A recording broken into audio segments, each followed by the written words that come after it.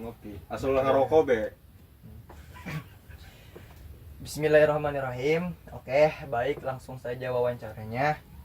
Jadi sebelum saya mewawancarai Kang Agim, terlebih dahulu saya ucapkan terima kasih kepada Kak Agim sudah mau meluangkan waktunya untuk diwawancarai oleh saya. Maksud dan tujuan saya adalah ini, Kak Agim. Saya mau meneliti terkait gimana sih perspektif santri, mahasiswa, masyarakat biasa terhadap pendidikan formal. Oke. Sebelumnya kita kenalan dulu nih Kang Agim. Kang Agim ini sebagai santri Bani Abdillah dan juga mahasiswa di Uniba. Di Uniba ya, di Universitas Bina Bangsa. Oke. Ya. Selain menjalani peran sebagai santri, tidak menghilangkan kewajiban untuk menuntut pendidikan formal juga ya Kang Agim. Oke, langsung aja ya ke pertanyaannya Kang Agim. Pertanyaan pertama nih Kang Agim. Alasan apa yang mendorong Kang Agim apa Kang Agim ini? Kak Agim aja. Kak Agim aja. Sesukanya aja. Ya, siap. Apa yang mendorong Kak Agim untuk memilih pendidikan formal sebagai jalur pendidikan Kak Agim? Apa yang mendorong Kak Agim untuk memilih pendidikan formal? Apa nih? Apa dari keluarga? Dari tekanan apa? Menempuh pendidikan formal itu menurut saya ya, di samping saya sebagai seorang santri dan sebagai seorang mahasiswa yang namanya ilmu itu kan tidak melulu soal agama, tidak terbatas, jadi luas, jadi kita bisa mencakup dalam segala hal. Dan itu salah satu yang diangkat juga kan derajatnya sama Allah. Jadi makanya saya menempuh dan tidak membatasi keilmuan saya. Jadi lebih ke kayak mau membantu orang nih, gimana nih kalau mau kita ngebantu dalam segi seperti hukum, harus kita mumpuni dalam segi hukum gitu. Berarti kita harus belajar di hukum. Iya, pendidikan formal ya. Pendidikan formal. Berarti tidak ada di namanya di dunia pesantren itu. Di dunia pesantren. Secara enggak lebih yang mencontoh pada ulama-ulama pada masa kemasan Islam lah begitu. Kan banyak juga yang belajar dari ulama-ulama tersebut tentang, jadi ulama-ulama yang dahulu pada kemasan Islam juga kan banyak yang menuntut disiplin ilmu umum kayak Ibnu Sina di bidang kedokteran kan. Dan yang lainnya begitu. Kurang lebih mencontoh seperti itulah, walaupun tidak baik kayak ulama-ulama. Gitu. Berarti bukan karena tekanan orang tua atau dari teman gitu. Terlepas dari tekanan. Jadi lebih ke kewajiban untuk mengembangkan ilmu duniawi di balik ilmu akhirat. Selanjutnya pertanyaan kedua lagi Kak Agim. Bagaimana pengalaman pendidikan formal Kak Agim sejauh ini? Apa yang paling berkesan? Ya. Lumayan banyak sih. Apa tuh? Satu aja. Satu aja. Siap. Ya diantaranya ya, di samping saya menempuh pendidikan di kampus itu di pendidikan formal ya. Nah, di akademik, saya juga terjun di organisasi. Jadi sangat berkesan itu. Sangat berkesan. Untuk dunia pondok juga. Masyarakat juga. Mantap ya. Cara nggak langsung kita sebelum terjun ke masyarakat, jadi bagaimana membangun secara terorganisir lah. Jadi kayak lebih pengalaman adalah guru terbaik. Experience is the best teacher. Mantap, Kang Agim. Apalagi nih? Selanjutnya, pertanyaan selanjutnya yang ketiga, ada 10 pertanyaan nih Kang Agim. Nggak apa-apa. Apa harapan Kak Agim terhadap pendidikan formal yang Kak Agim jalani? Apa harapannya? Harapan ya seperti dalam agama gitu, bisa membantu orang banyak apa gitu. Harapannya ya nggak Apa motivasinya money? money. Money. Ya, salah ya. Apa? Jadi ya nggak jauh-jauh sih, basic aja sih, yang penting bermanfaat lah begitu. Apalagi saya kan ngambilnya di jurusan kesehatan, mantap pengabdian banget ya. terhadap masyarakat lah, kurang lebih begitulah. Harapannya ya kurang lebih begitulah. Harapannya ada di dunia perkuliahan ini bisa buat menunjang pekerjaan apa gitu. Ada harapan itu enggak? Bermanfaat itu aja sih. Intinya angfa'uhum Linnas. siap Kang Haji Kak Agim. Selanjutnya pertanyaan keempat. Menurut Kak Agim, apa keuntungan dari pendidikan formal dibandingkan dengan pendidikan non formal? Wah, ini membandingkan ini enggak? Iya. Jadi gimana pertanyaan? Jadi perbedaan Menurut Kak Agim, apa keuntungan dari pendidikan formal dibandingkan dengan pendidikan non formal? Oh, jadi kekurangan kelebihan. Iya, Di antara pendidikan formal sama non formal ini Iya. pesantren kan maksudnya. Iya. Jadi kurang lebih ya yang formal itu sekarang kan lebih ke barat-baratan.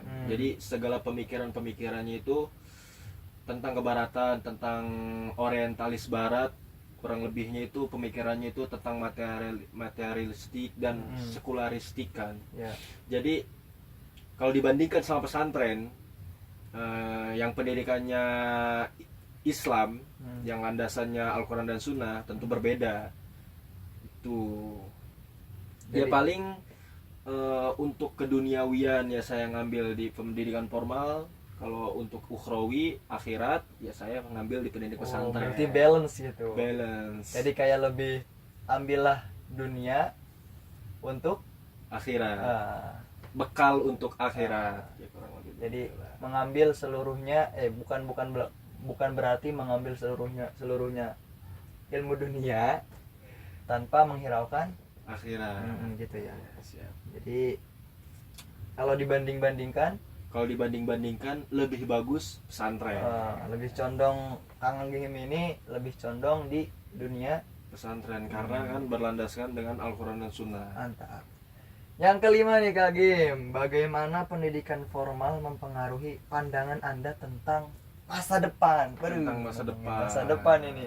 Masa depan ya. Iya. Pendidikan formal, kalau ya terlepas dari yang namanya pendidikan formal kan kurikulumnya segala macamnya, pemikirannya itu kan untuk yang sekarang ini di zaman modernisasi yang gak bakalan jauh dari pemikiran orientalis barat. Jadi ya sesuai dengan ajaran dari barat ya, pandangan terhadap masa depan ya paling bagaimana supaya cerah gitu, bagaimana supaya dari ilmu yang kita emban ini bermanfaat untuk masa depan kita. Beda lagi kalau di pesantren, bagaimana jadi antara pahala dan dosa, antara kita harus mempertanggungjawabkan, jadi lebih jauh lagi. Ya paling kalau formal itu antar keduniawian aja lah. Berarti kalau dari prinsip Kak Agim sendiri, dari pendidikan perspektif terhadap pendidikan formal itu tidak apa ya disebutnya, tidak fanatik gitu ya, tidak fanatik akan dunia formal gitu, Biasa aja. nggak fanatik Ya, amat. biasa Langsung ke pertanyaan berikutnya ke-6. Apa tantangan terbesar yang Kak Agim hadapi dalam pendidikan formal? Tantangannya Tantangannya apa dari segi ekonomi, apa dari apa? Oh, Ya, tantangan. jadi pas saya menempuh pendidikan formal ini, tantangan bagi diri saya pribadi apa? Sesuai Begitu. fashion atau apa gitu. Sesuai apa nih yang diambil dari dunia perkuliahan ini, sesuai fashion enggak sama saya gitu tantangannya. Ya tantangan pas saya ngejalanin pendidikan formal ini aja. Iya. Yang pertama itu dari pemikiran ya. Jadi yang saya dari dunia pesantren terus terjun ke dunia perkampusan kan pasti ada namanya tolak belakang antar dunia luar dan dunia pesantren. Seperti toksik gitu ya. Bisa jadi pemikiran, pergaulan, nah begitu. Oh, berarti Relationship, hubungan bisa kan, mempengaruhi dong ya. mempengaruhi karena latar belakang saya dari pesantren begitu. Cara ininya gitu. Ya. Jadi Oke. Mantap. Langsung ke pertanyaan. siap. Mau dijelasin lagi apa? Ya terlepas dari semuanya yang paling berat mungkin itu. Ya Mungkin langsung itu. aja. Siap. Jadi lebih ke kayak segi pertemanan ya, sangat mempengaruhi. Mindset lah, Mindset. pemikiran.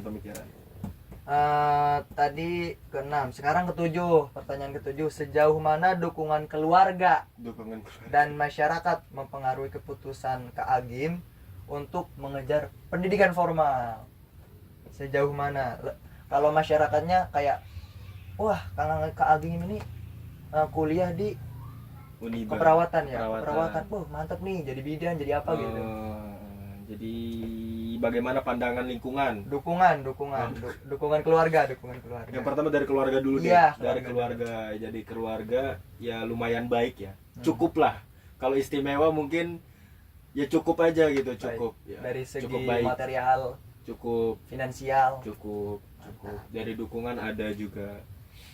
Lanjut nggak nih dari masyarakat? Lanjut dari masyarakat. Apa menjadikan beban gitu omongan-omongan masyarakat itu kepada Kang Agim? Bisa jadi sih, karena Beban. saya ada tuntutan secara tidak langsung sebagai mahasiswa yang pertama, yang kedua sebagai anak kesehatan, apalagi pola hidup saya yang belum sehat kan. Harus tahu gitu. Kayak masyarakat itu lebih ke menanyakan kalau semisal ada yang sakit gitu, Kang Agim itu harus tahu. Sebenarnya tidak semua yang di dalam kesehatan itu Kang Agim tahu ya, gitu. Bukan begitu sih, lebih ke belum bisa jadi contoh baik sebagai anak kesehatan, gitu aja sih. Berarti dengan pola hidup yang kurang sehat. Berarti ada dukungan dari masyarakat. Ada dukungan dari masyarakat. Contoh kecilnya apa tuh? Contoh kecilnya ya diapresiasi. Ya diapresiasi. Jadi lebih istimewa gitu ya. Privilege kalau di kalangan Mantap. Langsung ke pertanyaan ke-8. Apa peran teman ini, Man? Peran teman. Teman sebaya atau terserah teman pesantren. Apa peran teman sebaya dalam memproses pendidikan formal Kak Agim? Apa mendukung? Apa melecehkan? Atau gimana? Teman ini kan umum ya. Iya. Teman ini kan ada yang di dunia perkampusan, Iya. ada yang di dunia pesantren, Iya. ada yang masyarakat juga. Oke, baik. Pesantren dulu dah. Pesantren dulu. Kalau Iya. pesantren ya apalagi lo paling tolak belakangnya itu antara pemikiran pesantren sama pemikiran dunia kesehatan, sama pemikiran dunia kampus. Ya mereka mendukung-dukung aja sih. Yang penting tujuannya adalah akhirat. Karena yang namanya mungkin inisiatif dari dunia teman kesehatan sama kamu harus sembuh nih. Nah, kalau teman dari kesehatan kan paling begitu. Nah, kalau dari teman anak-anak pesantren, nah, kamu harus bener nih, tuntutan kamu nanti begini. Jadi benerin niatnya. Jadi perbedaannya paling begitu aja. Mengejar dunia formal tapi tujuannya akhirat. Nah, kalau dunia pesantren ya, teman kalau pesantren ya. Kalau teman sekolah yang mendukung juga. Jadi saling mengerjakan kalau masalah ada tugas segala macam. Ya dua-duanya bentuk perhatian sebagai teman sih. Mantap ya. Jadi tidak ada yang mengejek gitu. Ya terlepas dari kuliah, ngapain kuliah gitu. Ya hal wajar lah setiap orang. Ya hal wajar lah, setiap orang punya perbedaan. Yang penting jangan sampai menghalangi ngopi bersama. Begitu aja. Langsung ke pertanyaan berikutnya. Ada 2 pertanyaan lagi nih. Pertanyaan ke-9, bagaimana Kak Agim melihat hubungan antara pendidikan formal dan keterampilan yang dibutuhkan di dunia kerja? Apa nih? Bagaimana melihat Kak Agim melihat hubungan antara pendidikan formal yang dijalankan Kak Agim sekarang dibutuhkan di keterampilan yang dibutuhkan di dunia kerja. Bagaimana? Hubungan antara pendidikan. Lumayan tinggi karena kan saya dari perawat terus anak kesehatan, jadi buat digantikan sama teknologi di masa depan itu cukup sulit karena apalagi jadi ya kurang lebih kayak guru lah. Tidak ada ya. Kayak lebih kalau dunia wartawan kan bisa digantikan oleh AI gitu. Oleh AI ya, digantikan dengan Oke, lanjut teknologi. aja lanjut Ya, ke pertanyaan siap. berikutnya. Hmm. Apa pesan atau saran yang ingin Anda sampaikan kepada generasi muda yang ingin mengejar pendidikan formal? Pesan dan kesan ini kayak jangan malas gitu, semangat. Salah satu pengkerdilan terkejam. Woi, Siap. Ini aja sih. apa tuh? Pesan dulu. Pesan-pesannya ini ya. Pesan, yang pertama pesan. Untuk generasi Gen Z Ya. lah atau generasi Alpha terhadap pendidikan Ini formal. dari kata-kata para ulama nggak apa-apa ya? Boleh. Boleh. Jadi i'amal li dunyaka ka'annaka Asik. Iya. Terserah.